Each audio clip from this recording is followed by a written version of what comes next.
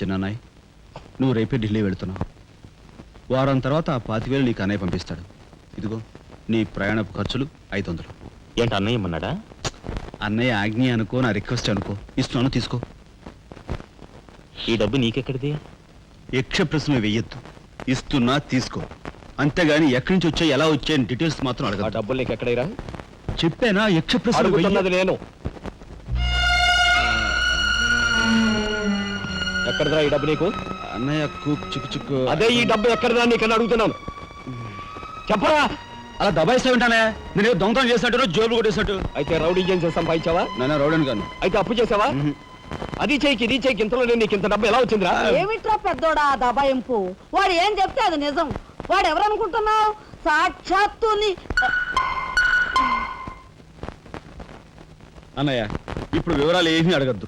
అన్ని తర్వాత వివరంగా చెప్తాను. వివరంగా చెప్తాడు. వదినా, తప్పు. వదినా, వదినా.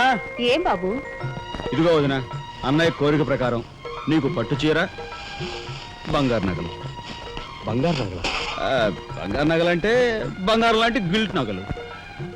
అయితే రాత్రి మేము మాట్లాడుకున్న మాటలు. అన్నయ్య, ఇప్పుడు వివరాలు అడగద్దు, అన్ని తర్వాత వివరంగా చెప్తాను అన్నానా? ఇప్పుడు వివరాలు ఏం అడగద్దు, తర్వాత అన్ని వివరంగా చెప్తాను అన్నాడా? ఆ వివరాలు నేను చెప్తాను. అమ్మని, ఇది ఇంటి దాకా వస్తుందని తెలిస్తే అక్కడే నరికి పాతేసేవాడిని. ఎవరమ్మా నువ్వు? సామాన్తో పాటు దిగిపోయా?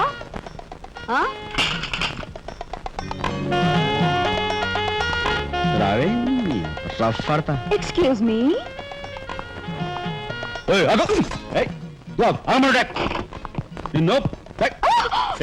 ఏమిటి దౌర్జన్యం? ఇంట్లో వచ్చింది కాకుండా గది గది వెతుకుతున్నావా? నా శీలం ఏ గదిలో భద్రంగా ఉంటుందో చూసుకుంటున్నాను. నీ శీలం కోట్ చేజులంత రఫ్ ఉందో, రఫ్ పాడించేస్తా. కొట్టు, నీతో రఫ్ ఆడించుకోవడానికి వచ్చాను. కొట్టు. బామ్మ, ఈ ఇంటికి పెద్ద దిక్కులో ఉన్నారు, పైగా ఆడవాళ్ళలాగా ఉన్నారు. ఈ ఆడదాని బాధను అర్థం చేసుకోండి. ఈ భారతదేశంలో ఒక ఆడదాని శీలానికి భద్రత లేదా? కనీసం నీ బొంద ముందు నీ బొత్తాలు భద్రంగా పెట్టుకో. నా శీలం మామగారు చూసారా? మీ ముందు ఇలా చూస్తున్నాడు. నాకంతా అర్థం అవుతూనే ఉందరా. అనుమానాలు నాకున్నాయి. కాదు, నోరు మూసుకుని పదా. నా పెంచి ఏమిటి వాళ్ళ నలుగురిలోనూ అడిగితే తలా ఒక తన్ను తంతారేమోనని ఇక్కడికి తీసుకొచ్చా. ఆ అమ్మాయి ఎవరు? ఆ అమ్మాయికి నీకు సంబంధం ఏమిటి? నిజంగా ఎలాంటి సంబంధం లేదు.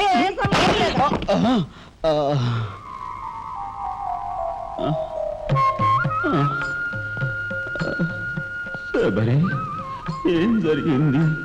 అయ్యో దేవుడు, నువ్వు వచ్చావా? అవును శబరి, నా శబరి ఆవేశం చూసి ఏం జరుగుంటుందా అని వచ్చాను. ఏం జరిగింది? ఇంకా ఆవేశం ఏమిటయ్యా?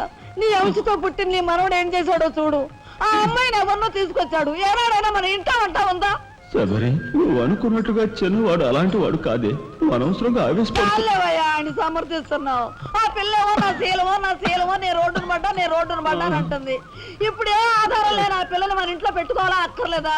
చూడు శబరి, నువ్వు కొంచెం చూసి చూడలేదు.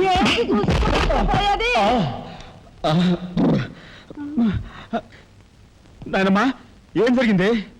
అయ్యో నా దేవుడు, వెళ్ళిపోయావు. ఎవరే?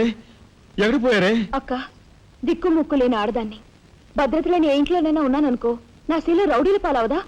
పోనీ భద్రతగా ఇల్లు ప్రయత్నిద్దామన్నా వేల మీద డిపాజిట్ కట్టాలి. శీలవతనైనా నేను అంత డబ్బు ఎక్కడి నుంచి తీసుకురాను? నేను ఆ అమ్మాయి విషయంలో ఒక నిర్ణయానికి వచ్చాను. నువ్వు నాకు అడ్డు పడ్డావో నా మీద ఒట్టే. నీకు అనుకూలమైన ఇల్లు దొరికే వరకు నువ్వు ఇక్కడే ఉండమ్మా. నిజమండి? అవునమ్మా, నువ్వు ఇక్కడే ఉండు. బామ్మ, తప్పుకోండి చిన్న బాబు గారు. బామ్మ, మీరైనా నా బాధను అర్థం చేసుకున్నారు. నా రూమ్ ఎక్కడా? రైటా లెఫ్టా? రైటే, బాత్రూమ్ ఉంది, వెళ్ళు. ఇటు వెళ్ళమ్మా. థ్యాంక్స్ బామ్మ. తర్వాత చూసుకుంటా. ఏమిట్రా వేలు చూపిస్తున్నా? ఒకవేళ కదే మొత్తం 5,000 చూపించి ఇక్కడే ఉండు అంటున్నాను.